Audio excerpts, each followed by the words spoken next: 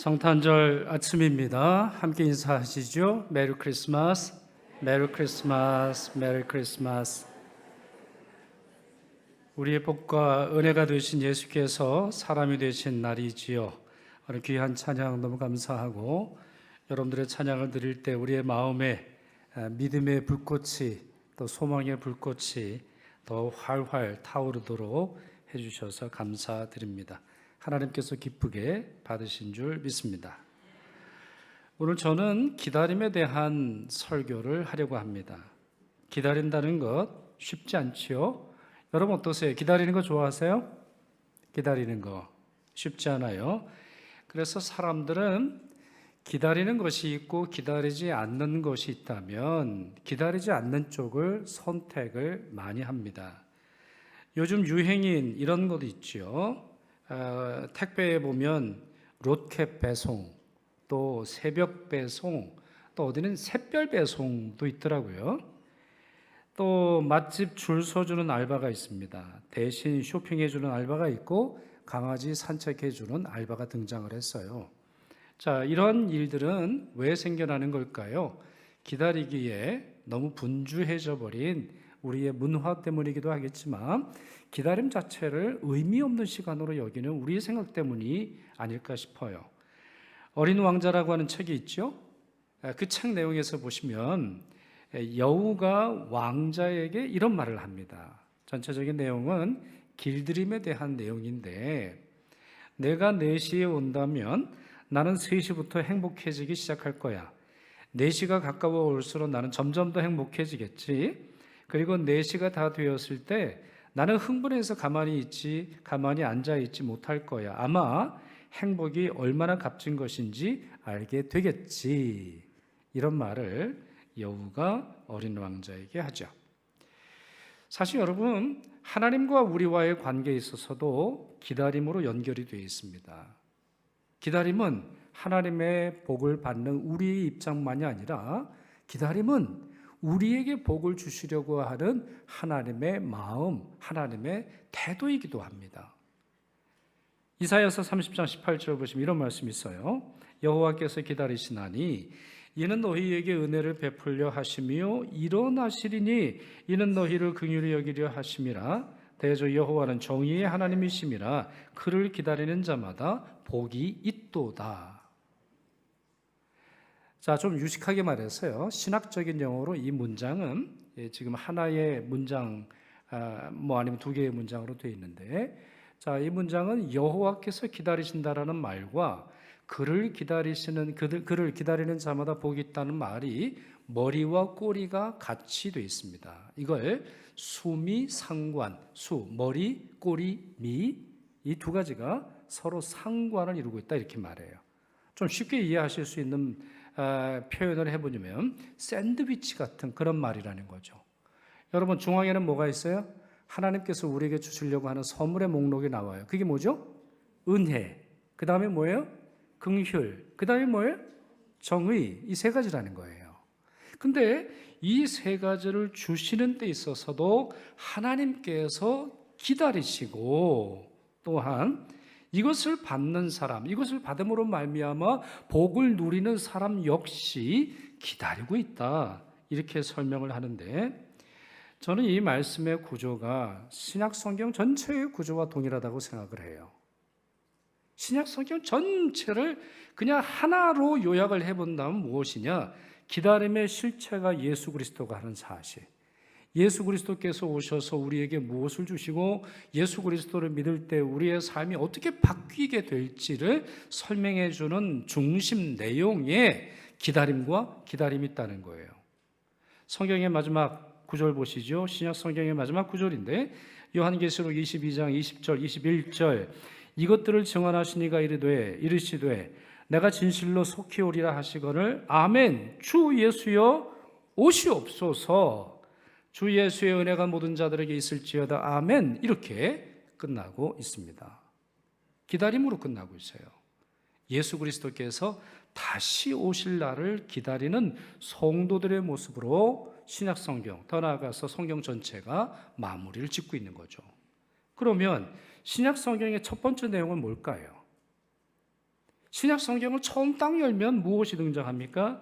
예수님의 조상들의 기다림이 나옵니다. 그렇습니다.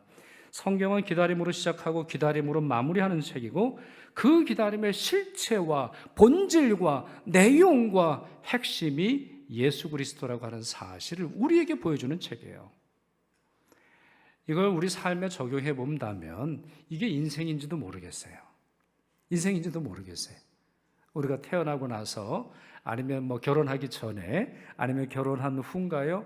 우리는 끊임없이 무엇인가를 기다리고 우리의 인생을 다할 때도 역시 우리에게 약속하신 그 영생의 선물을 우리에게 주시는 날을 소망하며 우리의 인생을 마무리하는지 모르겠어요.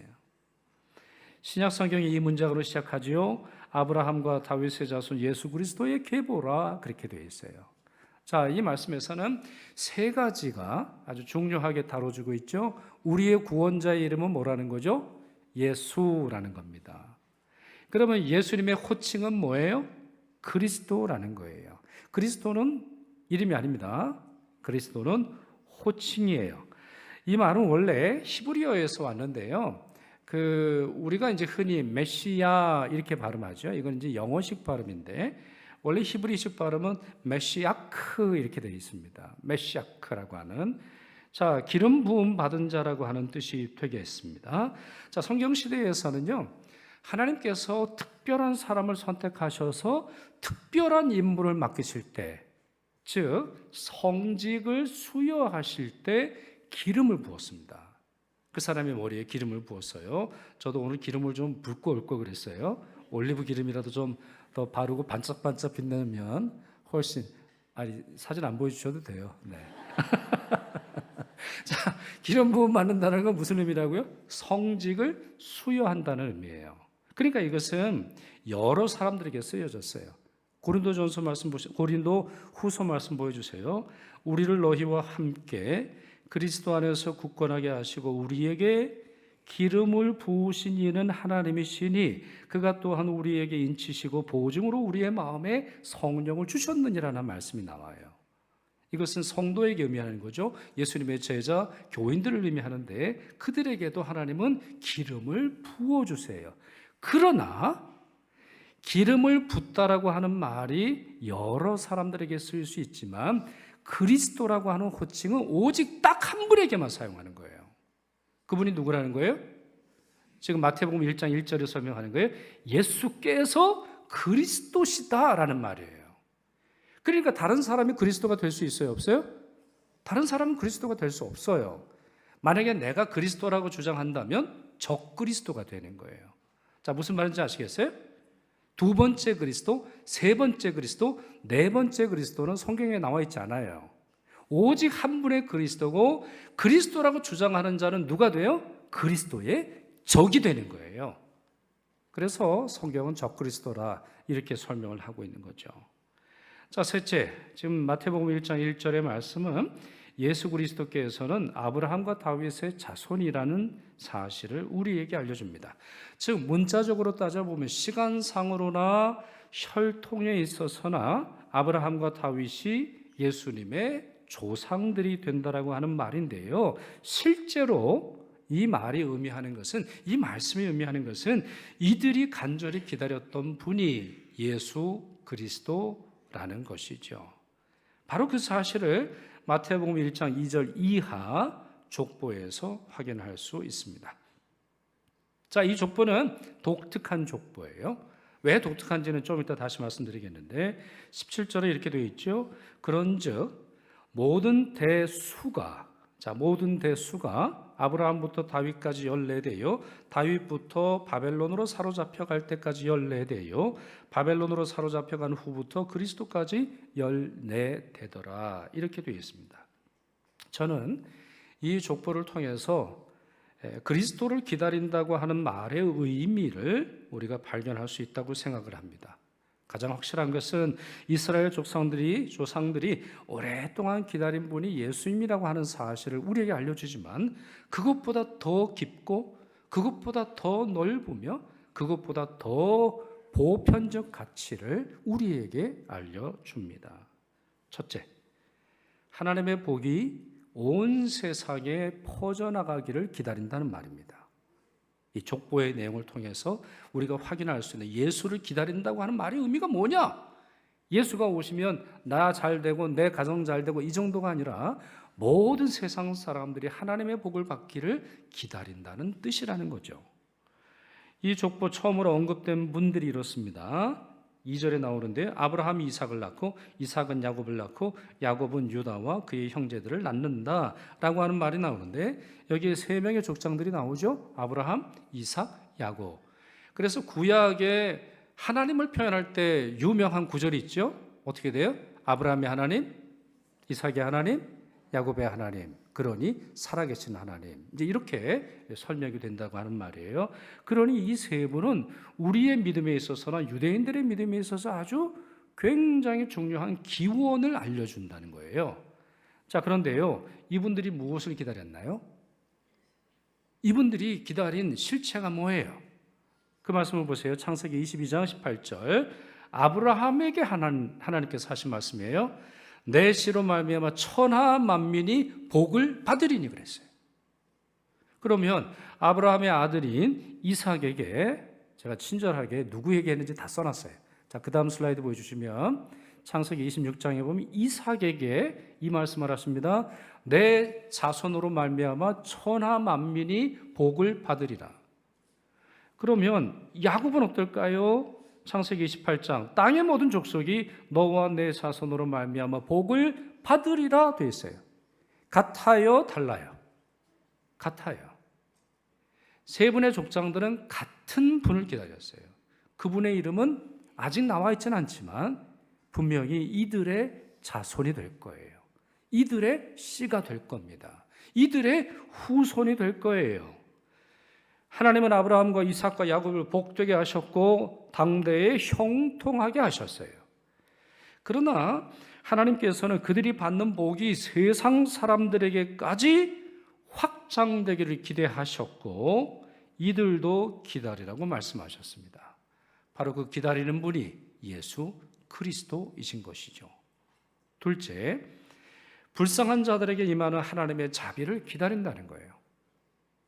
달리 말씀드려서 소수의 사람만 하나님의 자비를 받는 게 아니라 정말 불쌍한 사람들에게도 하나님의 자비가 임하기를 기다린다는 말이에요.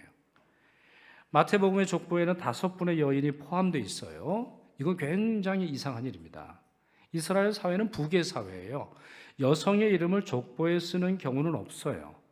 예외는 있습니다. 예외는 있어요. 2가지 경우예요. 하나, 조상의 순수성을 강조할 때는 엄마도 어떤 엄마인지를 씁니다. 예를 들어서 뭐 그런 거 있잖아요. 너 정말 참 유대인이야? 뭐 진짜 하나님 잘 믿는 집안에서 태어나서? 이렇게 말할 때 뭐라고 설명하겠어요? 아, 그래. 우리 아버지가 어떤 아버지인데 우리 할아버지 대단해. 우리 증조 할아버지, 고조 할아버지 우리 올라가다 보면 우리는 지금 몇 대 예수 믿는지 몰라. 아, 이랬더니 그런 집이 한둘이 아니에요. 그럼 뭘 하죠? 우리는 엄마도 그래. 우리 엄마는 더 대단해. 우리 엄마는 말이야, 뭐 할머니가 누구고 할아버지가 누구고 우리 엄마 쪽도 대단해. 이렇게 설명할 때 여성의 이름을 족보에 기록하는 거예요. 또 하나가 더 있어요. 그 여성의 존엄성을 강조할 때, 굉장한 인물이 그 집안에 나왔을 때, 그러면 딸이나 며느리나 부인의 이름을 기록해요.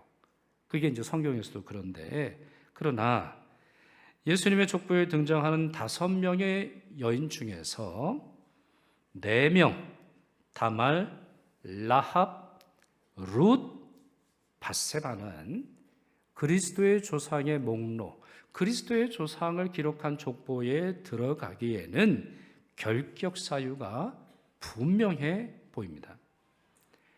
다말은 가난한 여자였죠. 아들을 낳는 과정이 일반 도덕과 거리가 멀었어요. 라합은 가난한 여자였고 직업이 유대인의 입장에서는 존경하기 어려웠습니다. 또 룻도 이방인이었는데요. 특별히 이 룻이라고 하는 분은 다윗의 이제 할머니가 되는데 하나님께서 여호와의 총회에 절대로 들어오지 못하도록 막으셨던 모압 출신이에요. 이게 무슨 말이냐면 모압 출신은 유대인들, 이스라엘의 족보에 결코 들어올 수 없어요. 회당에도 들어올 수 없어요. 모임에 들어올 수 없어요. 하나님의 백성이 될 수 없다라고 선언한 몇 개의 족속들이 있는데 그 중에 하나가 모압이라는 거예요. 과부였어요. 가난했어요. 할 수 있는 것이라고는 가을철 밭에 떨어진 이삭을 줍는 것이 전부였습니다. 밧세바는 어떤가요? 밧세바는 성폭력의 희생자였어요.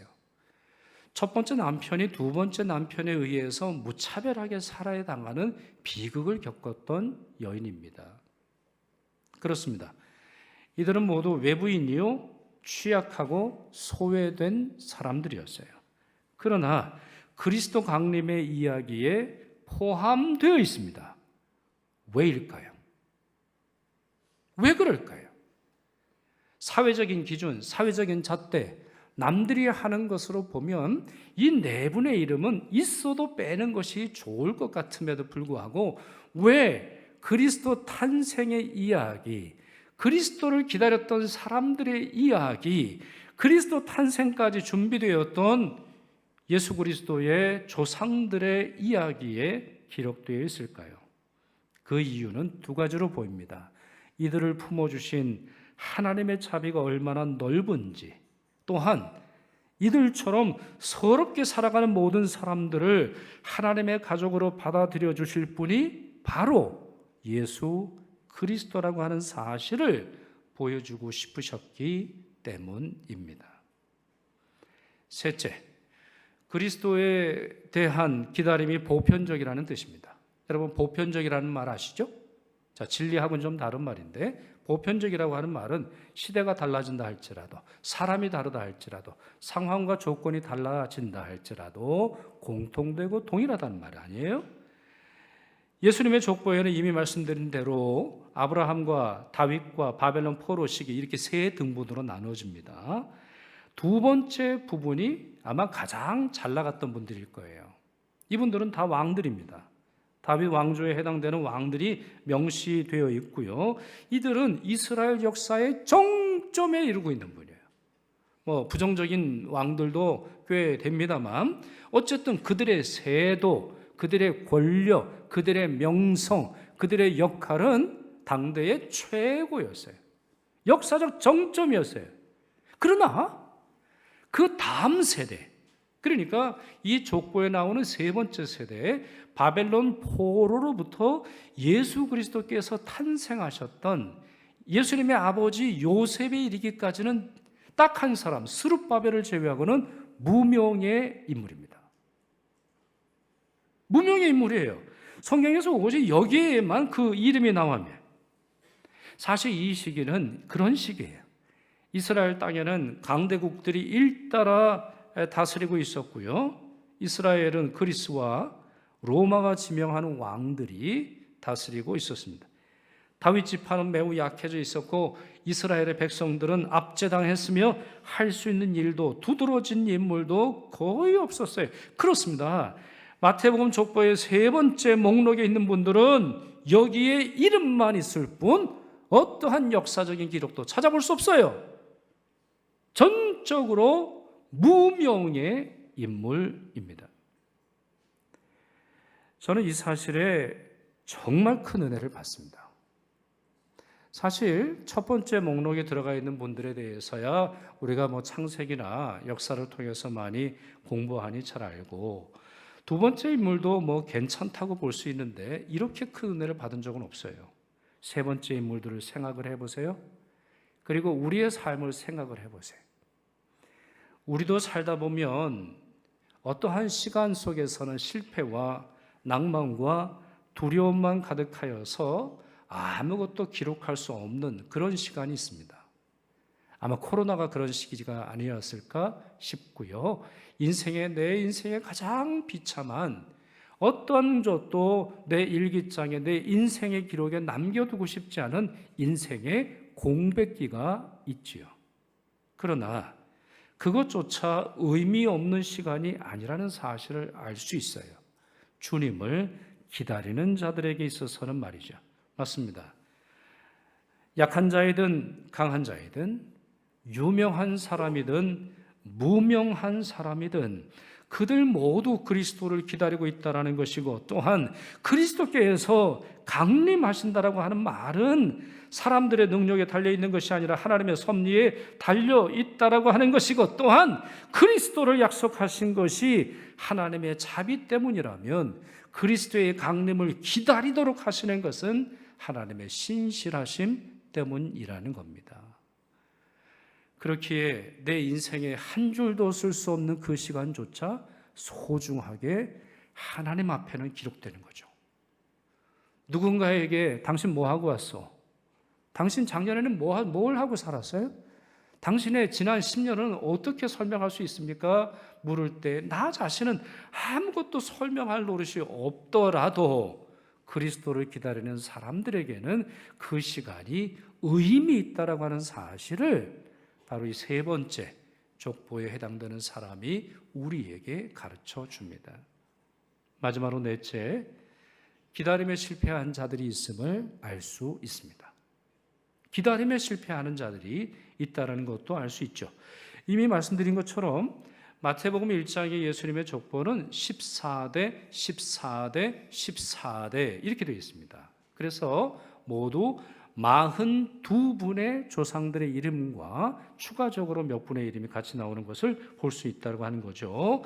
그러면서 마태가 이 기록이 모든 대수 이렇게 말했어요.